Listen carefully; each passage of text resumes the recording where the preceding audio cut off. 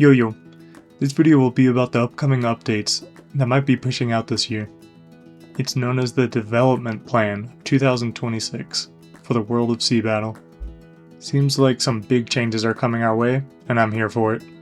In the first quarter of the year, there seems to be a new quest system, unique skills for Imperial ships, and buffs for ship classes.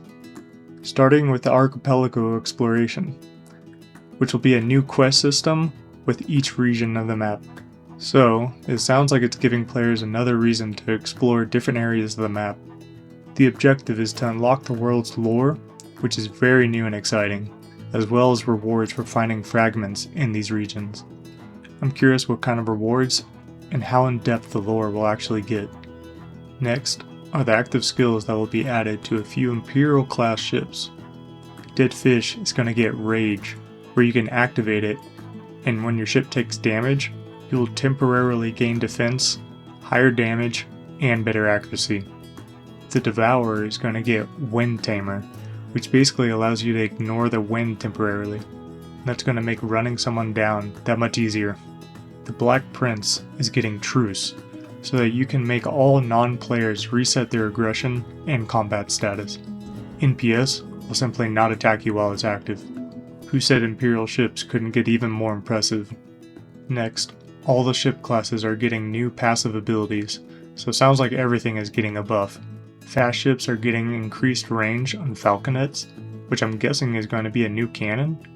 Combat ships will have increased main gun range, which will help them even more with combat. Heavy ships get a reduced damage from mortar buff, which completely makes sense since they should be a little sturdier. Trade ships have increased damage for dropping mines and barrels, I'm guessing so they can escape easier.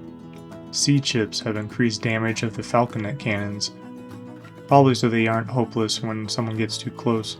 And Imperial ships having a reduction of ramming damage, which is an interesting buff to get. However, I think they just aren't wanting to leave them out without making them too overpowered. On top of these changes, they will be changing the flag system by removing the dangerous water zone from the center.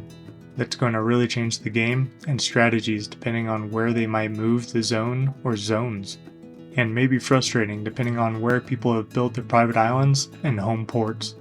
I know the pirates are potentially going to be unhappy about it. This includes reworking flag bonuses, penalties, and black mark effects.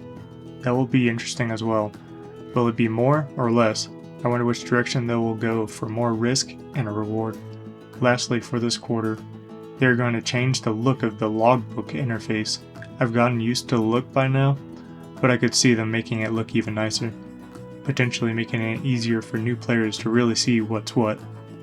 In the second quarter, or springtime, they will have another update of the Archipelago Exploration. This one will be adding collections, where it sounds like you want to fill a page with categories, potentially being something like destroy 10 Imperial forts, get a reward, which is basically what the achievements do, but hopefully the reward is more substantial. They will be adding 4 new ships. It doesn't say what these ships will be yet, or if they'll be free-to-play ships, but it's always exciting to see more ships out at sea. Factions and guilds will be getting a progression system that is more in depth.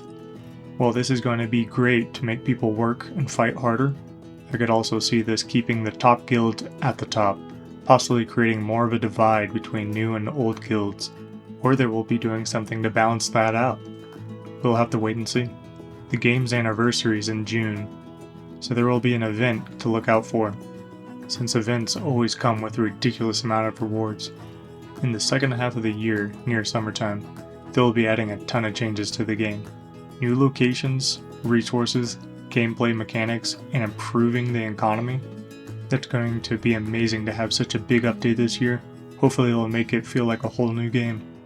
They're really pushing for the change of pace and exploration of these updates, which is great because a lot of the time, people stay in their port area or where they call home. But this will give people more reasons to get out and explore. They are talking about a new shipyard structure, and I'm curious if they mean another building, or if that means a rework of the shipyard interface, because this update is coming with even more new ships that potentially have to be made at a new structure. Who knows? I'm just guessing at this point. The Halloween event will be in October, amazing rewards, so don't miss out. Lastly, the fourth quarter of the year will be rebalancing port battles and city ownership. This is going to make it easier for more guilds, but I wonder how. Potentially ports will be owned by more than one guild, maybe port battles are smaller. We will see if people are happy with the change, or if it will hurt older guilds that have worked hard. And they will be polishing and maybe even changing the content that have been added this year. Just how we don't know what's coming, they might not know what will work with the player's current gameplay. But it seems like they know what they're doing. At the end of the year, the classic Christmas and New Year's event will be back. I'll try and keep an eye on these updates as they come out, so that I can make videos about huge changes that players should know about. Just how when you started the game and needed to know how things worked, these updates might have people feeling the same way. So don't be left behind, keep up to date with all the new changes coming this year.